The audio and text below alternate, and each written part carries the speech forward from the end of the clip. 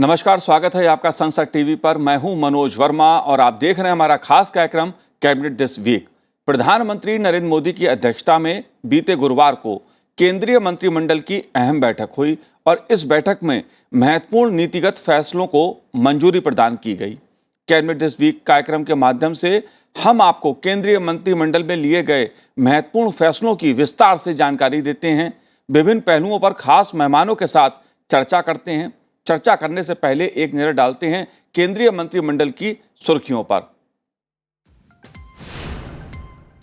Cabinet ने प्राकृतिक gas की कीमत तय करने के लिए नए फार्मूले को दी मंजूरी। अब हर महीने तय होगा मूल्य। कैबिनेट ने भारतीय अंतरिक्ष नीति 2023 को दी मंजूरी।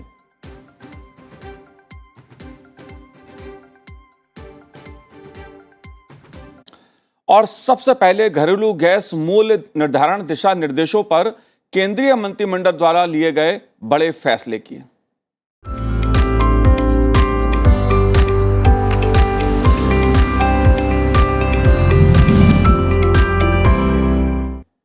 केंद्रीय मंत्रिमंडल ने गैस कीमत निर्धारण के नए फार्मूले को मंजूरी दी है। मंत्रिमंडल ने सीएनजी और पाइप से आपूर्ति की जाने वाली रसोई गैस की कीमतों पर अधिकतम सीमा तय करने की दिशा में महत्वपूर्ण नीतिगत फैसला किया है। आइए सबसे पहले देखते हैं ये रिपोर्ट। केंद्रीय मंत्रिमंडल ने गुरुवार को प्राकृतिक गैस की कीमत तय करने के लिए नए फॉर्मूले को मंजूरी दे दी। इसके तहत प्राकृतिक गैस के मूल्य में अब हर महीने बदलाव होगा। साथ ही सरकार ने प्राकृतिक गैस का आधार मूल्य और अधिकतम मूल्य सीमा तय कर दी है। इस कदम से सीएनजी और घरों में आपूर्ति वाली पाइप्ड नेचुरल गैस यानी कि पीएनजी के मूल्य में 10% तक की कमी आएगी। एपीएम गैस के रूप में जानी जाने वाली पारंपरिक या पुराने क्षेत्रों से उत्पादित प्राकृतिक गैस को अब अमेरिका, कनाडा और रूस जैसे अधिशेष देशों की तरह कच्चे तेल की कीमतों से जोड़ा जाएगा। पहले इनका मूल्य निर्धारण गैस कीमतों के आधार पर होता था।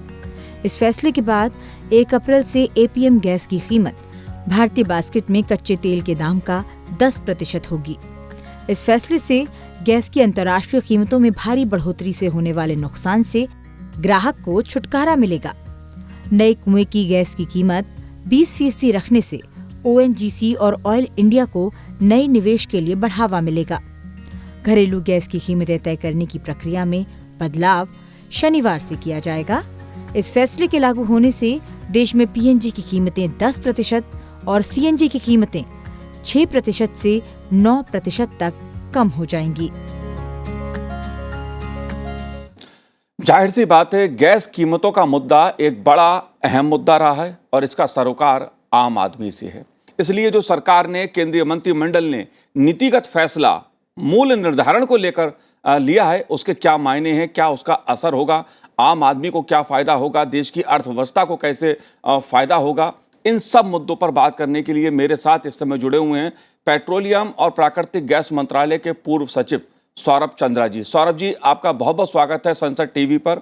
और जाहिर सी बात है, एक बड़ा फैसला केंद्रीय मंत्रिमंडल ने लिया है और एक लंबे समय से इसकी उम्मीद भी की जा रही थी, क्योंकि जिस तरह से गैस की कीमतें बढ़ रही थी, कोई ना कोई इसका समाधान या रास्ता ढूंढने की उम्मीद की जा रही थी। नेचुरल गैस की कीमत तय करने के लिए जो नए फार्मूले को मंजूरी दी है, इसे आप कैसे देखते हैं और ये कदम क्यों उठाना पड़ा है?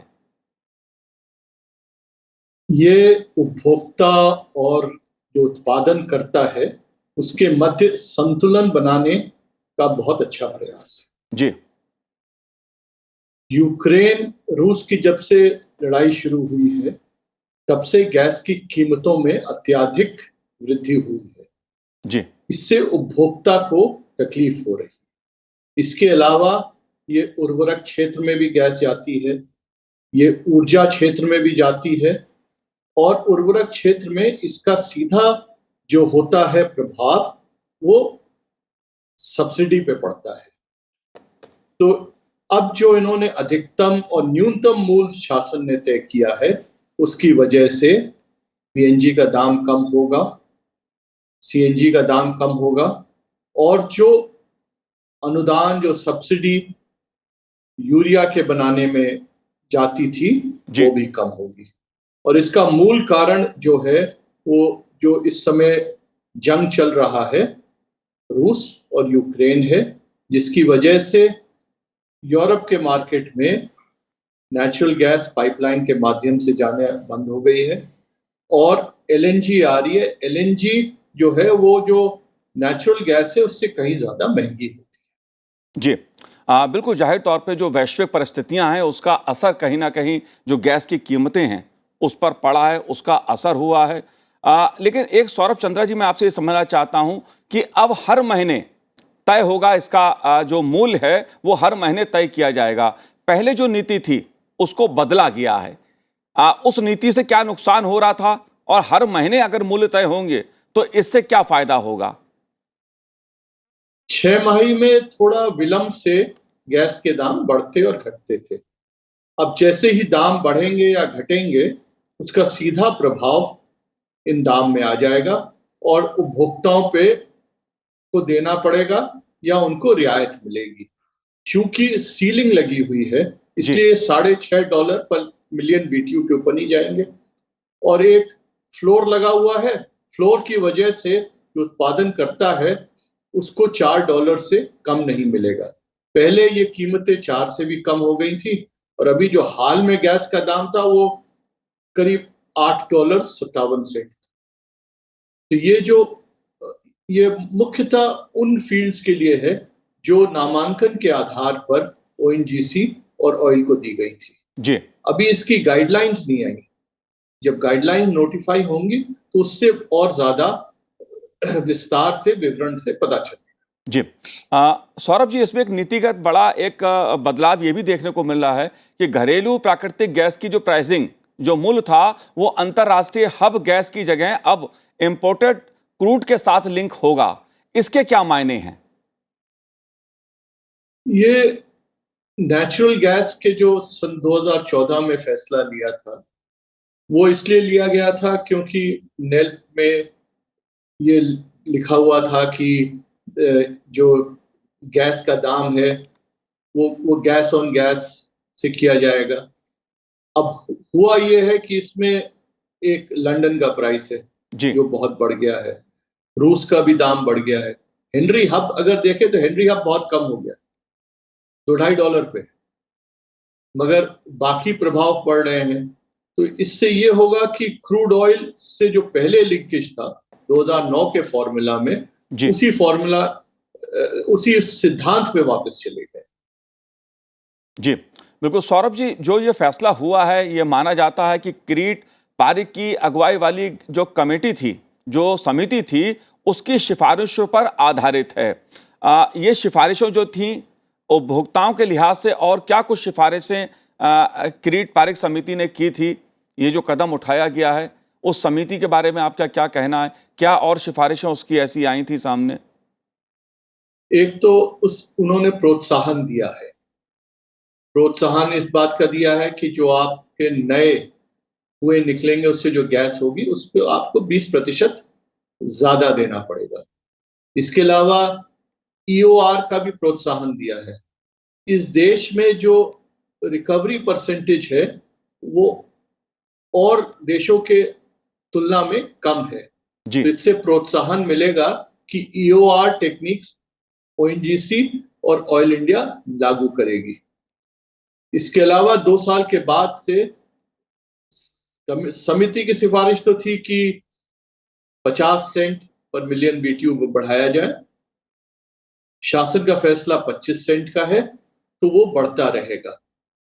अंतिम जो बात गैस ऑन गैस कंपटीशन की है वो एक बहुत विवादास्पद मुद्दा है और जो मैंने मीडिया में पढ़ा है उस पे शायद मंजूरी नहीं मिली। जी सौरभ जी, अगर बात मैं इसके मूल्यों की करूं तो लगातार जो कीमतें बढ़ी पिछले 1-2 वर्षों में तेजी के साथ करीब 80% कीमतें बढ़ी हैं। तो क्या उसकी एक वजह रूस और यूक्रेन के बीच जो युद्ध चल रहा है, एक कारण वो बढ़ा है, उसके कारण पेट्रोलियम पदार्थों की बात हो या गैस की बात हो, उस पर कहीं ना कहीं असर पड़ा है।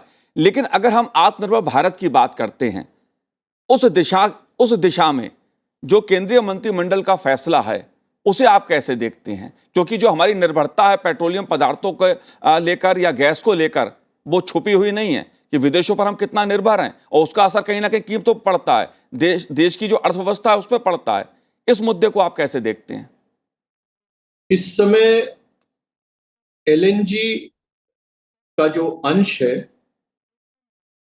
जो पूरी गैस इस देश में कंज्यूम होती है, उसमें करीब 47-48% है। अगर घरेलू उत्पाद बढ़ेगा जी तो वो अंश कम होगा, और जो नेचुरल गैस है वो हमेशा एलएनजी से सस्ती होगी, क्योंकि एलएनजी में एक कन्वर्जन कॉस्ट है, उसकी शिपिंग कॉस्ट है, इंश्योरेंस कॉस्ट है, वो हमेशा महंगी होती है। दूसरा, एलएनजी के दाम देखे गए थे बहुत बढ़ गए हैं, क्योंकि जब प्राकृतिक गैस यूरोप में जाना बंद हुई तो उनके पास तो पर कैपिटा इनकम बहुत ज्यादा है, उन्होंने बड़े चढ़े दामों पे दुनिया भर से एलएनजी खरीदी। अब हमारे पास तो एक लंबा कॉन्ट्रैक्ट कतर के साथ था तो उतना असर नहीं आया, मगर बहुत देशों में बहुत असर आया, और स्पॉट प्राइस जो थे वो ऐसे पहुंच गए जो कि बिल्कुल ही किसी की कल्पना के बाहर थे। जी जी बिल्कुल सौरभ जी, आपने संसद टीवी से बात की, बहुत बहुत शुक्रिया, बहुत बहुत धन्यवाद हमसे बात करने के लिए। तो समय ब्रेक का है, ब्रेक के बाद बात करेंगे केंद्रीय मंत्रिमंडल द्वारा लिए गए एक और महत्वपूर्ण फैसले की।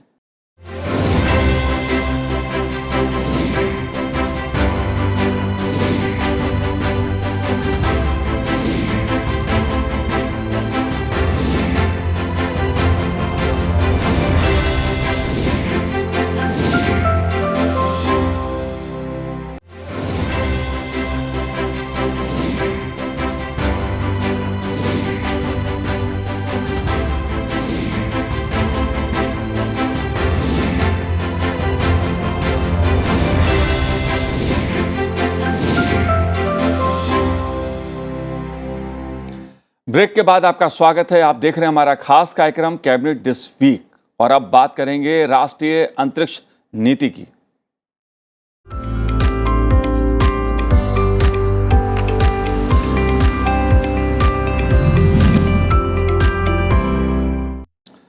केंद्रीय मंत्रिमंडल ने राष्ट्रीय अंतरिक्ष नीति 2023 को मंजूरी दी है, जिसके तहत ISRO, new space India limited और निजी क्षेत्र की संस्थाओं जैसे संगठनों की भूमिकाएं और जिम्मेदारियां निर्धारित की गई हैं। आइए देखते हैं इससे संबंधित ये रिपोर्ट।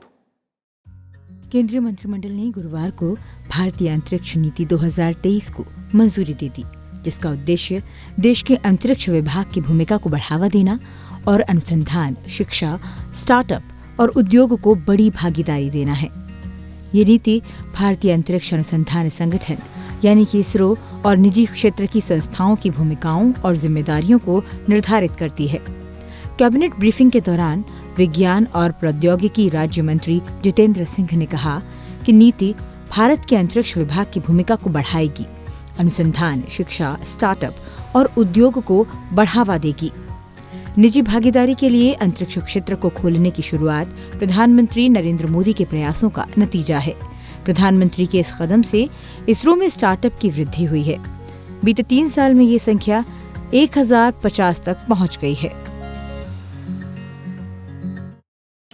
और राष्ट्रीय अंतरिक्ष नीति के संबंध में जो केंद्रीय मंत्रिमंडल ने फैसला लिया है, नीतिगत दृष्टि से कितना महत्वपूर्ण है और अंतरिक्ष क्षेत्र में क्या असर इसका होगा भारत के नीतिगत फैसले का, इस मुद्दे पर बातचीत करने के लिए हमारे साथ इस समय जुड़े हुए हैं सेवानिवृत्त ग्रुप कैप्टन अजय लेले जी, जो सलाहकार हैं MPIDSA के। आपका स्वागत है अजय लेले जी। और मैं आपसे समझना चाहूँगा कि जो केंद्रीय मंत्रिमंडल ने फैसला लिया है अंतरिक्ष नीति के संबंध में, इसके पीछे उद्देश्य क्या है, आप कैसे देखते हैं इस पूरे मुद्दे को? मेरे विचार से ये एक बहुत महत्वपूर्ण फैसला है। काफी दिनों से ये फैसले का इंतजार था, क्योंकि 2019 में इंडिया ने इन स्पेस डिफाइन किया है, हमने इसरो का एक कमर्शियल आर्म डिफाइन किया है जी। उसके बाद हमने काफी सारे स्टार्टअप्स को प्रोत्साहित किया है कि वो स्पेस के बिजनेस में आ जाए। हाल ही में आपने देखा होगा इसरो ने भी 2 बड़े लॉन्च किए थे वन वेब के लिए जिसमें हमने 72 सैटेलाइट्स को स्पेस में भेजा था। जी। लेकिन आपके अंतरिक्ष में काफी सारी चीजें होती हैं कि किसके पास उसके प्रावधान रहेंगे, डिसीजन कौन लेगा, अगर एक्सीडेंट हुआ तो किसकी जिम्मेदारी होगी, और काफी सारे बिजनेस रिलेटेड प्रावधान रहते हैं। वो प्रावधानों में हमारे पास कोई क्लैरिटी नहीं थी, क्योंकि हमारे पास एक विस्तृत ढांचा नहीं था जिसको हम इंडियन स्पेस पॉलिसी बोल सकते हैं। जी। तो ये स्पेस पॉलिसी का ढांचा 2017 में बना था, उसके ऊपर काफी डिटेल में डिस्कशन हुआ है, और कल ही सरकार ने ये उद्घोषित किया है कि ये ढांचा अब ऑफिशियल हुआ है। अब इसके ज़रिए हमारे जो प्राइवेट प्लेयर्स हैं, उनको बहुत अच्छी तरह से क्लैरिटी आएगी कि उनको क्या करना है, इन्वेस्टमेंट्स कैसे करेंगे, कहाँ से वो बेसिकली इन्वेस्टमेंट्स लेके आ सकते हैं, इंटरनेशनल प्लेयर्स के साथ कैसे डील कर सकते हैं, उनका जो मार्केट है उसको कैसे एक्सेस कर सकते हैं। सो काफ़ी सारे प्राइवेट प्लेयर्स के मन में जो काफ़ी सारी शंकाएं थी, क्योंकि उन्होंने इन्वेस्टमेंट करना तो शुरू कर दिया था, जी। लेकिन उनके पास क्लैरिटी नहीं थी कि किस डायरेक्शन में वो आगे बढ़े। वो डायरेक्शन ये पॉलिसी ने दिया है। जी। अजय लीले जी, अगर मैं ये समझना आपसे चाहूं, क्योंकि प्रधानमंत्री नरेंद्र मोदी जी का जोर अंतरिक्ष जो नीति रही है भारत की, और ख़ास तौर से स्पेस में भारत और कैसे उपलब्धियां हासिल करे, कैसे अनुसंधान की दृष्टि से नए नए प्रयोग हों, इस पे खासा जोर रहा है, और एक बड़ा नीतिगत फैसला 2017 में लिया गया। अगर निजी भागीदारी की मैं बात करूं अंतरिक्ष नीति के मामले में, तो अभी तक का जो उत्साह रहा है निजी क्षेत्र का, उसको आप कैसे देखते हैं? उसकी जो भागीदारी रही है, उस मुद्दे को आप कैसे देखते हैं? क्या कहना है आपका इस मुद्दे पर? मेरे विचार से अगर हम हिस्टोरिकली देखें तो इंडिया स्पेस के बिजनेस में काफी सालों से है। जी। हमने सबसे पहला सैटेलाइट का परीक्षण किया था किसी और देश के लिए, जर्मनी के लिए, 1999 में। जी। उसके बाद इसरो का एक कमर्शियल आर्म है जिसको अंतरिक्ष कॉरपोरेशन कहते हैं, वो कमर्शियल आर्म कार्यरत था। लेकिन आप अगर देखेंगे लास्ट 5-6 साल में इलन मस्क का स्पेसएक्स आ गया, दुनिया भर में काफी सारी क्रांति हो गई स्पेस के क्षेत्र में। सो भारत को ये लगा कि हमारा जो एग्जिस्टिंग प्रावधान है वो कहीं ना कहीं कम है, और अगर हमें प्राइवेट इंडस्ट्री को आकर्षित करना होगा तो हमें काफी सारी चेंजेस लाने की जरूरत है। दूसरी चीज अगर आप देखेंगे कि इलन मस्क की संस्था हो या कई सारे बाकी संस्था भी हो पूरे विश्व में, जी। उनको की जो मेजर स्पेस फारिंग कंट्री की जो मेजर एजेंसी होती है वो काफी हेल्प करती है। अगर विस्तार से कहें तो नासा काफी बड़ी मात्रा में स्पेसएक्स को हेल्प करती है, इसीलिए प्राइवेट कंपनीज आगे आ सकती है। जी। क्योंकि होता क्या है कि प्राइवेट कंपनी के पास काफी सारे प्रावधान नहीं होते, उनके पास टेस्टिंग फैसिलिटीज नहीं होती, बाकी वाली फैसिलिटीज नहीं होती। तो अब भारत ने ये सुनिश्चित किया है कि ये जो टेस्टिंग फैसिलिटीज होगी और बाकी सारी टेक्निकल फैसिलिटीज जिसकी जरूरत है प्राइवेट इंडस्ट्री को आगे बढ़ने के लिए, वो इसरो प्रोवाइड करेगी। ये सबसे महत्वपूर्ण बात है, क्योंकि टेस्टिंग फैसिलिटीज को तैयार करने के लिए बहुत सारा समय लगता है और बहुत पैसा भी लगता है। जी। किसी स्टार्टअप के पास ऐसी सारी चीजें उपलब्धियां नहीं हो सकती। तो भारत को ये जरूरी था उस समय। अगर हम पूरा संक्षेप में देखें तो पूरा जो स्पेस का अभी मार्केट है ग्लोबल, जी। उसका खाली 2% मार्केट भारत के पास है। तो अगर भारत को आगे बढ़ना होगा तो भारत को एक सशक्त पॉलिसी डॉक्यूमेंट की जरूरत थी, जो कल आया है। और इसरो के चेयरमैन ने ये कहा है कि भारत ये सोच सकता है आने वाले कुछ वर्षों में 10% मार्केट ग्लोबल स्पेस का वो आकृष्ट कर सकता है। तो मेरे विचार से एक प्राइवेट इंडस्ट्री को बढ़ावा देने के लिए, पर्टिकुलरली स्पेस इंडस्ट्री को बढ़ावा देने के लिए ये बहुत महत्वपूर्ण कदम थे जो 2019 के बाद लिए गए हैं। जी। अजय लीली जी, क्योंकि बात अंतरिक्ष की हम कर रहे हैं और जाहिर तौर पे आपने उसका उल्लेख भी किया कि अगर हम अंतरिक्ष और स्पेस की बात करें तो उसका जो बाजार है वो बहुत व्यापक है और उसमें तमाम संभावनाएं हैं, और ख़ास तौर से भारत की जो आर्थिक पक्ष है भारत का, उस दृष्टि से अपार संभावनाएं हैं। प्रधानमंत्री नरेंद्र मोदी जी कई मौक़ों पर इस बात को कह चुके हैं कि अंतरिक्ष का जो बाजार है उसमें भारत के लिए अपार संभावनाएं हैं। आर्थिक दृष्टि से आप क्या संभावनाएं आगे देख रहे हैं कि जो नीतिगत बदलाव सरकार ने लिया है, आर्थिक दृष्टि से देश को, हमारे अंतरिक्ष नीति को या स्पेस का जो बाजार है उसको किस तरह से फायदा होगा? जैसा मैं कह रहा था कि स्पेस का बाजार बढ़ने की संभावना पिछले 7-8 सालों में बहुत बड़े पैमाने पे हुई है। खाली हमारे देश में नहीं, पूरे विश्व में अगर हम देखेंगे आपने देखा होगा कि स्पेस टूरिज्म आ गया है। जी। सो विजन ने एक लॉन्च किया था, देन आपके ब्लू ओरिजिन ने एक लॉन्च किया था। स्पेस होटल्स के लोग बात कर रहे हैं, बड़े बड़े स्पेस के प्रोग्राम्स होने लगे हैं, जैसा एक अमेरिका का प्रोग्राम है आर्टेमिस करके मून मिशन का।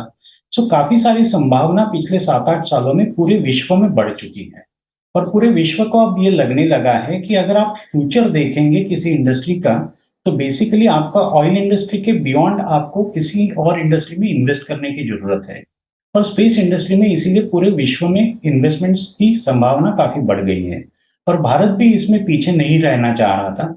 जैसा मैंने अभी कहा कि आपको खाली 2% का ग्लोबल मार्केट है आपके पास। सो डेफिनेटली आपको अगर वो मार्केट आकृष्ट करना है, तो आपके पास खाली संशोधनों की जरूरत नहीं है, आपको एक पॉलिसी डॉक्यूमेंट की भी जरूरत होती है। तो भारत का इसरो काफी बड़े मात्रा में काफी सारी यू कैन से कि इन्वेस्टमेंट्स भी कर रहा है, जी। और काफी सारी सफलताएं भी पा रहा है। प्राइवेट सेक्टर ने भी अभी आपने आपने हाल में देखा होगा, एक सबाऑर्बिटल परीक्षण किया था, तो इंडिया का प्राइवेट सेक्टर भी आगे आ रहा है। सो अभी ये ग्लोबल स्पेस जो है, वो स्पेस बिजनेस के लिए बहुत अच्छी है, और उसी लिए हम ये चाहते हैं कि ये जब अच्छा एटमॉस्फेयर हो ग्लोबली स्पेस बिजनेस के लिए, तो हम भी उसमें हमारा कदम रखें, और हम भी ग्लोबल स्पेस बिजनेस, जो अगर मैं आंकड़ों के तौर से कहूं, सो अराउंड अभी $450 बिलियन का मार्केट है। 2025 तक ये मार्केट $600 बिलियन का होने वाला है। जी। सो कहीं ना कहीं भारत को जरूरत है कि अपने काफी सारे जो प्रोग्राम्स हैं, जिसको प्राइवेट सेक्टर के लिए भी खोल दे। हमने बीच में एक स्मॉल सैटेलाइट लॉन्च व्हीकल का परीक्षण किया था। वो सैटेलाइट लॉन्च व्हीकल भी स्पेस में बेसिकली कमीशन्ड प्रोजेक्ट्स ले सकता है। बाकी सारे राज्यों को जो छोटे सैटेलाइट्स लॉन्च करने की जरूरत है, वो सैटेलाइट लॉन्च कर सकता है। सो अभी भारत का बेसिकली एम ये है कि हम लो अर्थ ऑर्बिट में सैटेलाइट्स को लॉन्च करें, जैसा वन वेब के लिए अभी हमने किया था, लास्ट ईयर के एंड में किया था, और अभी कुछ हफ्तों पहले किया था, जी। कि हमने 36 टोटल 72 सैटेलाइट्स का लॉन्च किया है। सो यही आने वाले दिनों में हमें इसको और मार्केट को आकृष्ट करने की जरूरत है, और उसके लिए हमें पास एक अच्छी पॉलिसी होनी चाहिए थी, सो दैट इंडिया का जो कमर्शियल सेक्टर है वो और तेजी से आगे बढ़े। वो पॉलिसी कल सरकार ने डिक्लेयर कर दी है। जी। जाहिर तौर पे जो आर्थिक पक्ष है, खास तौर से अंतरिक्ष का, उसमें अपार संभावनाएं भारत के लिए हैं, लेकिन जो केंद्रीय मंत्रिमंडल ने अंतरिक्ष को लेकर जो नीतिगत फैसला किया है, उसके पीछे एक उद्देश्य इसरो मिशन की गतिविधियों तथा अनुसंधान को बढ़ावा देना भी है। अनुसंधान को बढ़ावा देने से क्या तात्पर्य है, और इसमें आगे आप संभावनाएं क्या देख रहे हैं? अगर आप इसरो का फुल फॉर्म देखें, जी। तो ये इंडियन स्पेस रिसर्च ऑर्गेनाइजेशन है। इतने दिन क्या हो रहा था कि हमारे पास कोई प्रबल प्राइवेट सेक्टर नहीं था, जी। इसलिए कमर्शियल लॉन्चेस भी इसरो कर रहा था। तो अब इसरो ने ये डिसाइड किया है कि उनका जो सबसे प्रमुख लॉन्च व्हीकल है, PSLV, polar satellite launch vehicle, अब वो प्राइवेट इंडस्ट्री को टेक्नोलॉजी ट्रांसफर कर रहे हैं। सो इसरो का बेसिक काम स्पेस रिसर्च करने का है, इसरो का काम बिजनेस में आने का नहीं है। जो बिजनेस एरियाज होंगी उसको इसरो सपोर्ट कर सकता है टेक्नोलॉजी के द्वारा, अपनी सुविधाएं उनको ऑफर करने के द्वारा। तो अभी ये हो जाएगा कि आने वाले दिनों में इसरो के ऊपर का जो प्रेशर था कमर्शियल एक्टिविटीज भी साइमल्टेनियसली करना, वो प्रेशर कम हो जाएगा, और इसरो उनका जो बेसिक कार्य है रिसर्च का, उसके ऊपर कॉन्सेंट्रेट कर पाएंगे, और साइमल्टेनियसली हमारी कमर्शियल इंडस्ट्री भी बढ़ जाएगी। सो जैसा हमने डिफेंस इंडस्ट्री में देखा कि डिफेंस इंडस्ट्री को भी काफी सारी सुविधाएं दी थी, वैसे ही स्पेस को भी दी है। और मैं यहाँ पे और एक चीज कहना चाहता हूँ जी। कि स्पेस को हम आइसोलेशन में ना देखें। सरकार ने एक जियोस्पेशियल डेटा के लिए पॉलिसी की है, ज्योतिरादित्य सिंधिया साहब ने एक ड्रोन के लिए भी पॉलिसी जाहिर की थी। सो अगर स्पेस, ड्रोन्स और जियोस्पेशियल पॉलिसीज को हम इकट्ठा देखें, तो हमें एक बहुत बड़ा बिजनेस आगे मिलने की संभावना है। जी। जाहिर तौर पे जो अंतरिक्ष का क्षेत्र है और संबंध में जो नीतिगत फैसले समय समय पर सरकार ने लिए हैं, उसका आर्थिक दृष्टि से और अनुसंधान स्टार्टअप की दृष्टि से खास मायने हैं। अजय लेली जी, आपने संसद टीवी से बात की, बहुत बहुत धन्यवाद हमसे बात करने के लिए। तो आज इस कार्यक्रम में इतना ही, मुझे दीजिए आज्ञा, नमस्कार।